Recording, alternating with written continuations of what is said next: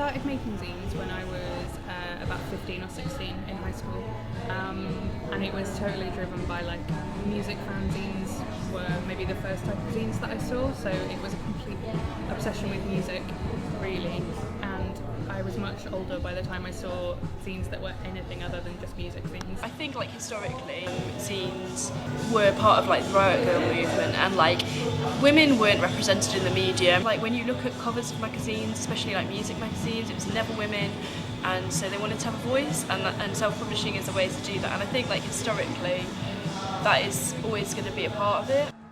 My zine's called The Shrieking Violet because when I was at school and when I was young, I was really quiet and I didn't really talk, and I think people kind of felt like I didn't have anything worth saying because I wasn't kind of loud and obviously outgoing.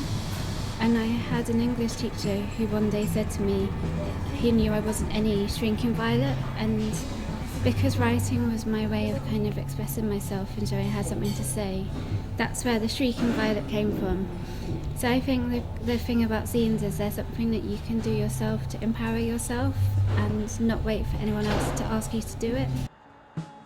It is self-publishing, so it's a way that anyone can do it, and obviously in like mainstream media, it's usually like men that get heard over everybody else. So I think it's just something that's popular with people because you don't have to be anyone, you can be anyone and you can self-publish yourself. I do a biannual craft zine, so that's like my main zine that I do with my friends, so that's like every issue's 20 things to make and do, so it's like recipes, craft projects. I also write a zine about being mixed race, zines about being working class, do a few art zines, just silly zines about pop culture. So it's really through the zine, I think, that I've worked out that the one thing I care about more than anything else is writing, which I didn't really know when I started doing it. I was very, definitely a visual artist and a photographer. And it's through running the distro and doing the zine that I've kind of discovered all these amazing writers, a lot of them who are now just like my mates, which is the amazing thing about zine culture. Like everyone is just, you can just email them and be like, I'm doing this thing. And 9 times out of 10 people will be like, wow, amazing, I would love to be involved in it, which is the great thing I think about zines. It's really been a really great way of actually feeling like I'm kind of making my mark on the world and showing that I've got something to say, and I've met all kinds of other people through it and been invited to take part in all other kinds of interesting projects and collaborations.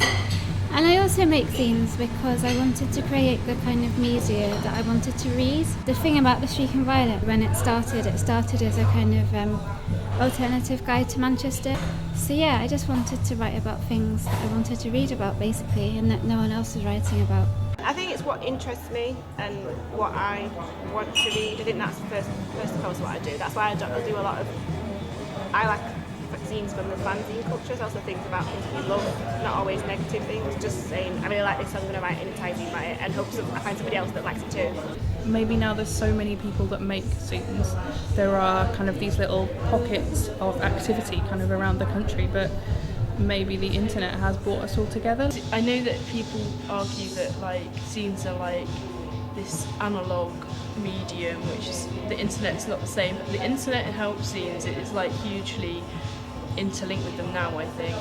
I think one of the things with zines is there's so much you can learn from just reading someone else's zine, and I think it is definitely a platform for just like people trying out new things or being like, oh, what is that? Like, it's kind of a level playing field for everyone to just like learn from each other.